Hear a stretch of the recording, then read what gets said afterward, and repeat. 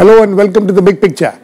Even as the much talked about National Food Security Act is yet to be implemented fully across the country, a high-level committee set up by the government to look into the Food Corporation of India has recommended limiting the coverage to 40% of the population. The Food Security Act mandates coverage of 67% of the population, including 75% in rural areas and 50% in urban areas. The high-level committee has also made several other recommendations relating to procurement of grains, imposing levies by states, and the way FCI should function. The committee felt the existing PDS system results in 40 to 50% leakages. It also suggests that instead of physically handing over of grains through PDS, cash transfer system need to be brought in, which could result in savings of rupees 30,000 crores annually. We will discuss all this today and also see if the recommendation to reduce the food security coverage from 67 to 40% is feasible at all. To discuss this, I have with me Shantha Kumar, former Union Minister and BJP MP who headed this high-level committee, Biraj Patnaik, Principal Advisor to the Supreme Court appointed Commissioner for Right to Food, Tajamul Haque, former Chairman, Commission for Agricultural Costs and Prices, and Gargi Parsai, Associate Editor, The Hindu. Welcome to all of you. Mr. Shantha Kumar, can you hear me? हाँ जी. Mr. Shantha Kumar? Okay. Mr. Shantha Kumar. हाँ जी, आवाज आ रही है आपकी. Mr. Shantha Kumar, this committee which you headed has come out with these recommendations. One of the recommendations, I am sure, which is going to become controversial and highly debated, is this recommendation of yours that the coverage of Food Security Act should be reduced to 40% of the population instead of 67%. Why have you come out with this recommendation? देखिए, इस देश के जो total food security और food का सारा कार्यक्रम है, उसके बारे में हमने बुनियादी तौर पर सोचा है और हमको ये लगा कि 67% कवरेज जो है उसकी जरूरत नहीं है. 40% के अंदर वो सब गरीब लोग आ जाते हैं जिनको सस्ते राशन की या कैश ट्रांसफर की जरूरत है. और एज फूड मिनिस्टर मेरा अनुभव ये है कि उन दिनों एपीएल के लिए जितना हम राशन इशू करते थे, ऑफ टेक बहुत कम होता था और वो बहुत सा ब्लैक में बिकता था. इसलिए कमेटी को लगा कि इसको बिल्कुल व्यवहारिक जमीन की सच्चाइयों के मुताबिक बनाने के लिए 40% कवरेज होनी चाहिए. हम कवरेज 40% कर रहे हैं, लेकिन हम राशन की मात्रा बढ़ा रहे हैं. बीपीएल जिनको पहले 7 किलो प्रति व्यक्ति मिलता था, उनको अब 5 किलो प्रति व्यक्ति की बात कही जा रही है. तो हम कह रहे हैं उनको 5 किलो मिलना जो है उनके साथ अन्याय होगा. उनको 5 के बजाय 7 किलो कर दिया जाए और 67% से कम करके 40% कम किया जाए. हमने उसको ज्यादा व्यवहारिक बनाने की कोशिश की है, इसलिए हमने ये सिफारिश की है. Okay, Mr. Shantha Kumar, the fact is that this act, National Food Security Act, was passed unanimously. Your party was also, the BJP was also part of it. It also went fully ahead with this, with what has been done, that 67% of the population should be covered. You think that at that stage, your party made a mistake, you people made a mistake, you should have at that stage also, brought in, talked about it and tried to contain this, the coverage?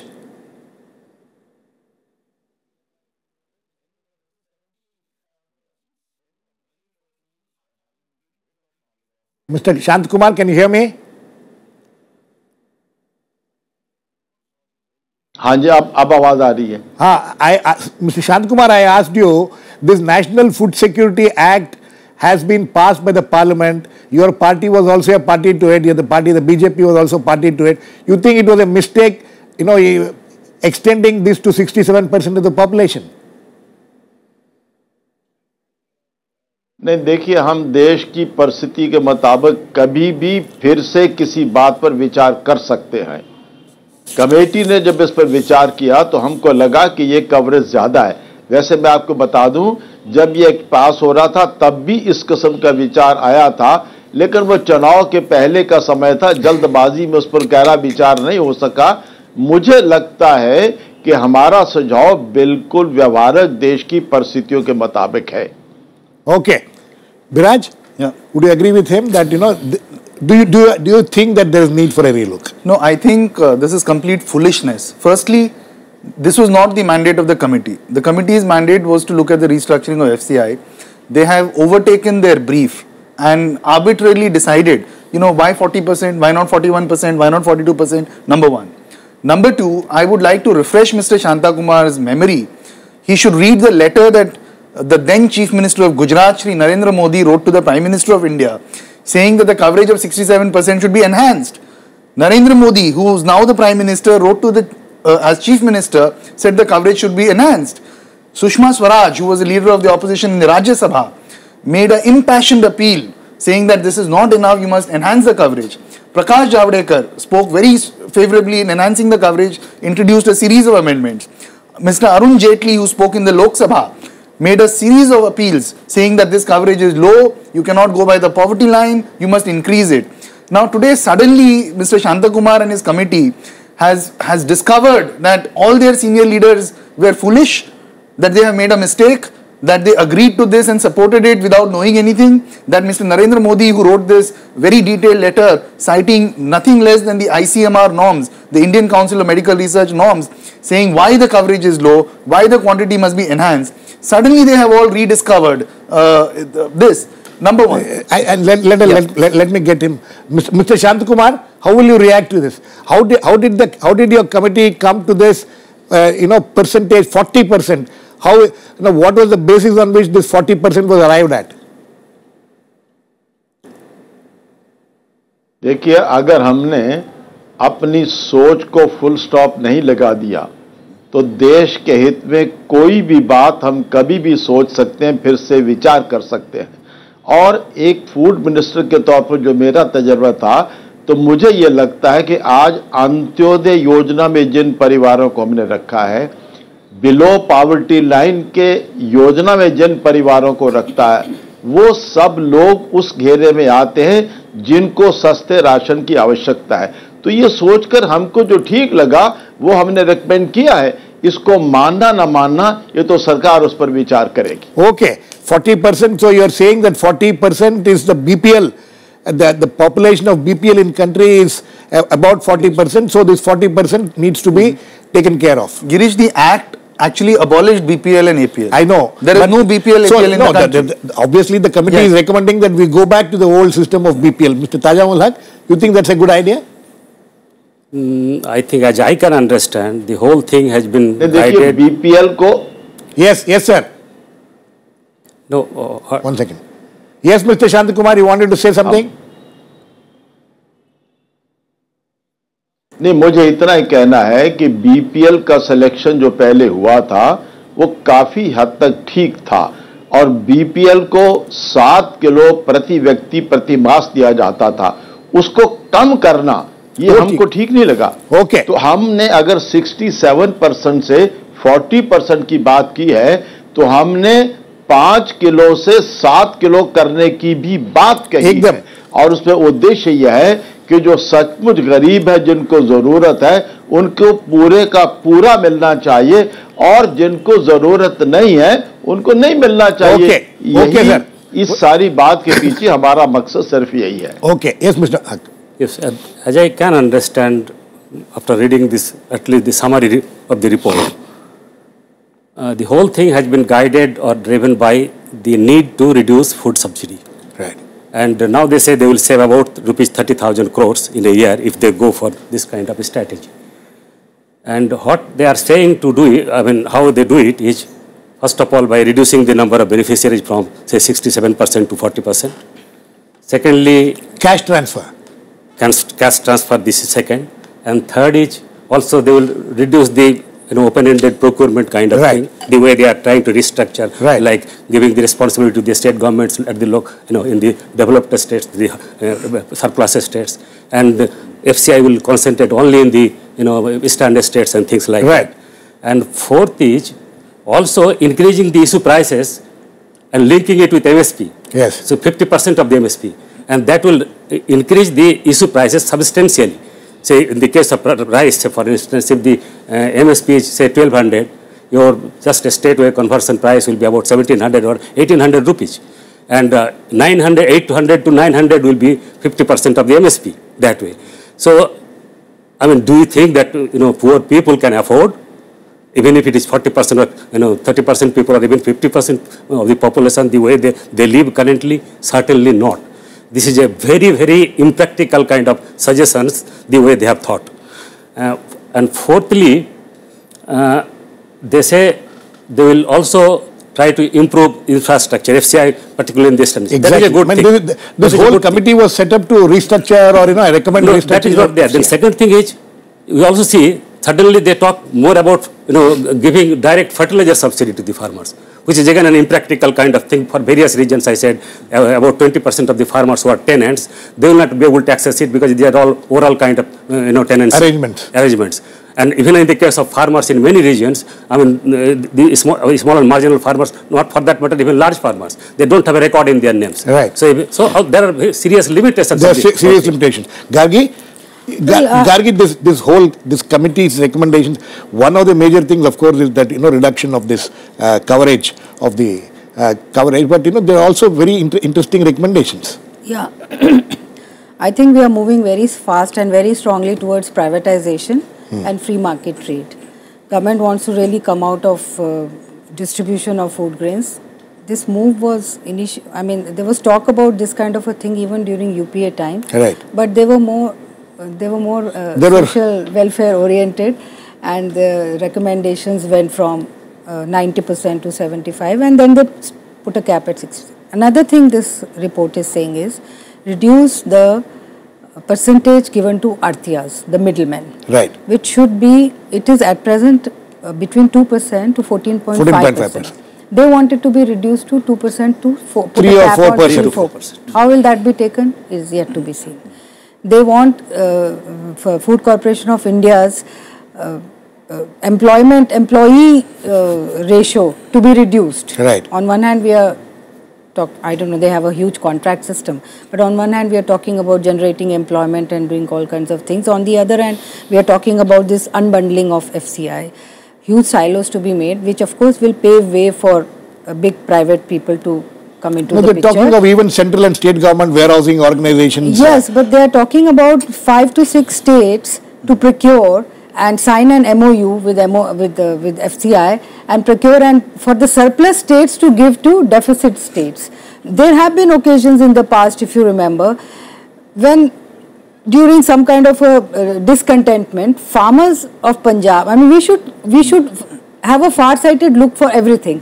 Farmers of Punjab have said that they are not going to give food grains to the rest of the country. Supposing we were to come to that kind of a situation. And what is bothering this committee a lot is the high food grains that are in the stocks. Right. Now the thing is, we have 48 million tons surplus today. Why the committee says that virtually the buffer stocks is double than what is necessary.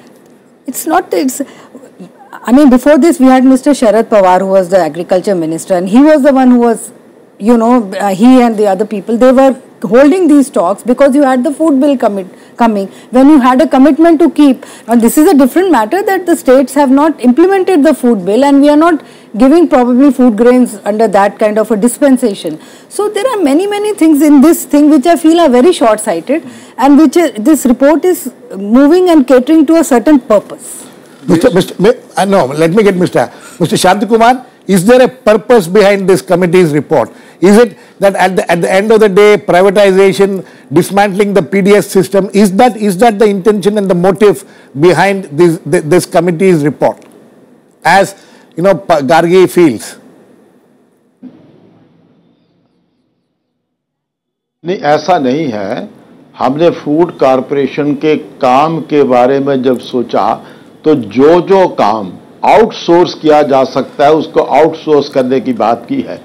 बहुत सी राज्य सरकारें procurement कर रही हैं, तो हमने कहा वो प्रोक्योरमेंट टोटली राज्य सरकारों को दे दी जाए, और जिन प्रदेशों में प्रोक्योरमेंट नहीं होती, किसान को डिस्ट्रेस सेल का सामना करना पड़ता है, फूड कॉरपोरेशन वहां जाकर के प्रोक्योर करे. इसी तरह स्टॉक और मूवमेंट का काम जो है वो फूड कॉर्पोरेशन आउटसोर्स करे, CWC, SWC और प्राइवेट को, उनको आउटसोर्स करे और कॉम्पिटिटिव बिडिंग पर करे। उससे एफिशिएंसी भी आएगी, बचत भी आएगी।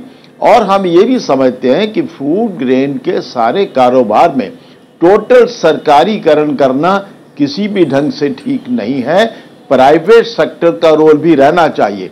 प्राइवेट सेक्टर एक्सप्लॉइट न करे, प्राइवेट सेक्टर रेगुलेट हो, प्राइवेट सेक्टर ठीक ढंग से काम करे, तो प्राइवेट सेक्टर को भी उसमें आने का मौका देना चाहिए।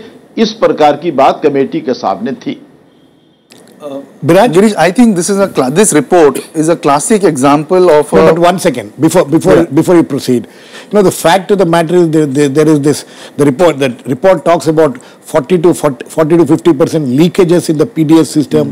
That this huge mounting stock, buffer stocks which is there, which gets rotted, which are rotting. All these things, I'm sure you'll agree, are problems which needs to be tackled. No, absolutely, and I therefore feel that this report is a missed opportunity. This is a classic case of a political leader like Mr. Shantha Kumar, who was also a food minister, abandoning his political wisdom and his political instinct and going by what a technocrat has suggested to prepare a report which will now not be taken seriously. Because if they had there are very good suggestions on end-to-end computerization, for instance, which I completely believe in and I think should be done.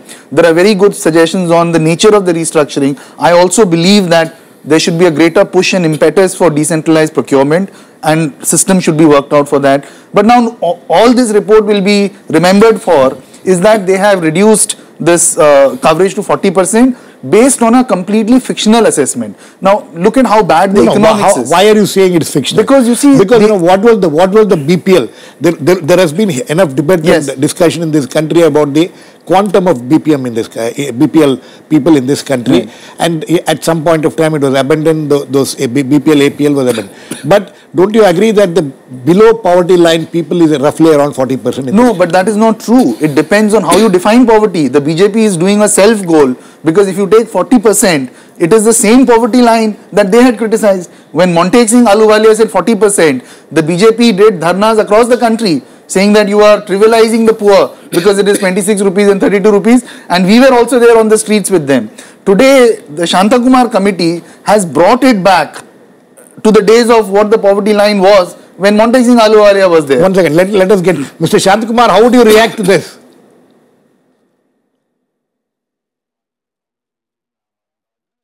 नहीं, देखिए, हमें committee को ये लगा कि अंत्योदय परिवारों का selection काफी हद तक ठीक हुआ है, बीपीएल परिवारों का सिलेक्शन हुआ है, वो कुल मिलाकर लगभग 40% के अंदर सभी गरीब जो है वो कवर हो जाते हैं।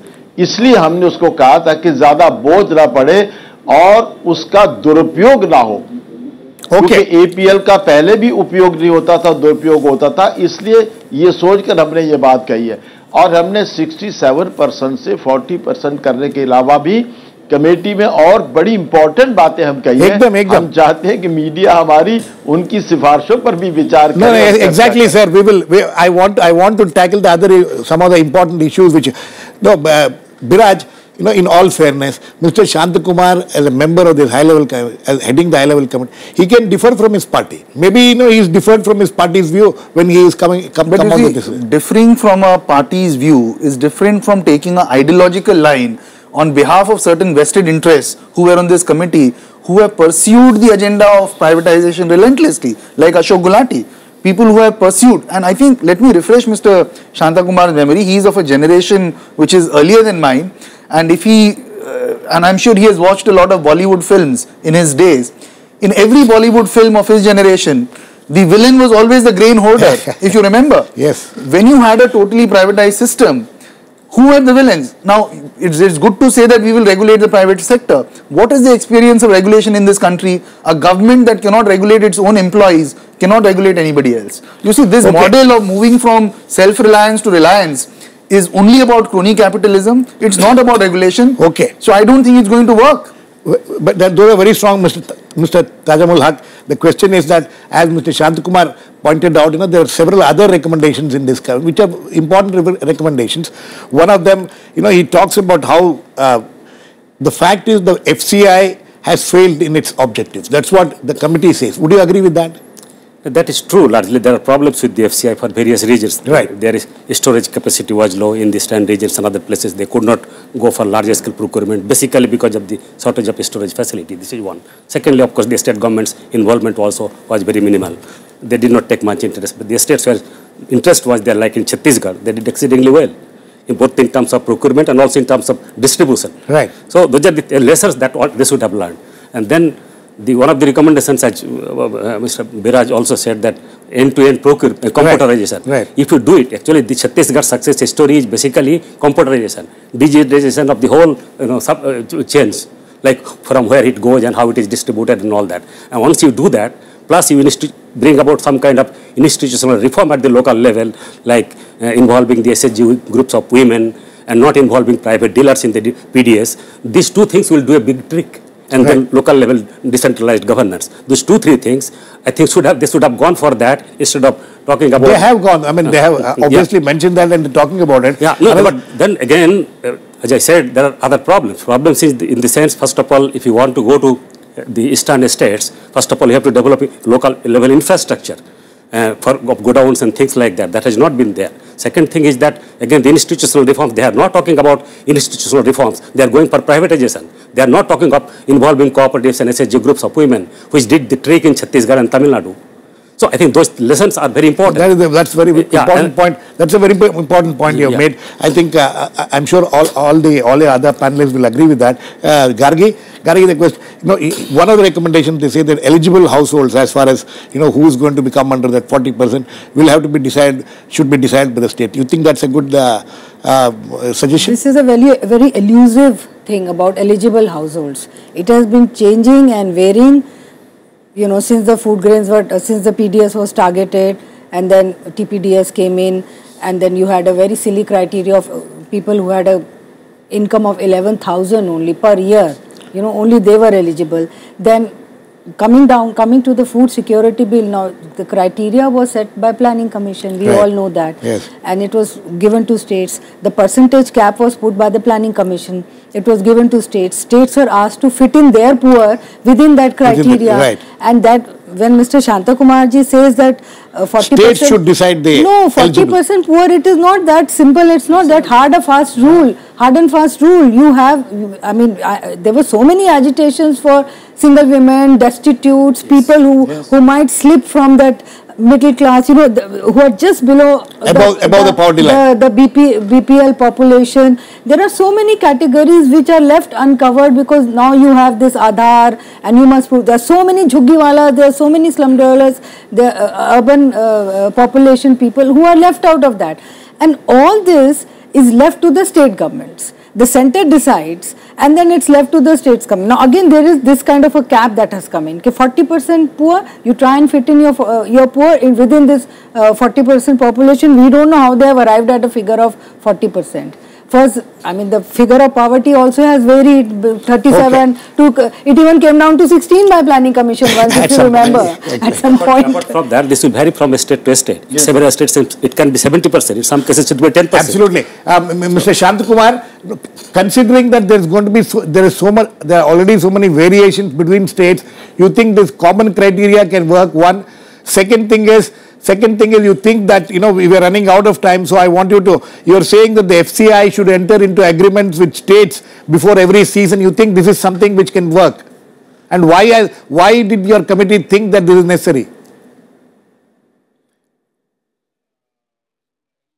आवाज नहीं आ रही, ठीक से आवाज नहीं आ रही. Mr. Shantha Kumar, can you hear me now? हाँ बोलिए, जोर से बोलिए जरा. Mr. Shantha Kumar, my question is this, that FCI, one of the suggestions which your committee has made is that at the beginning of every procurement season, FCI should have agreements with individual states. You think this is something which can be done, which is practical?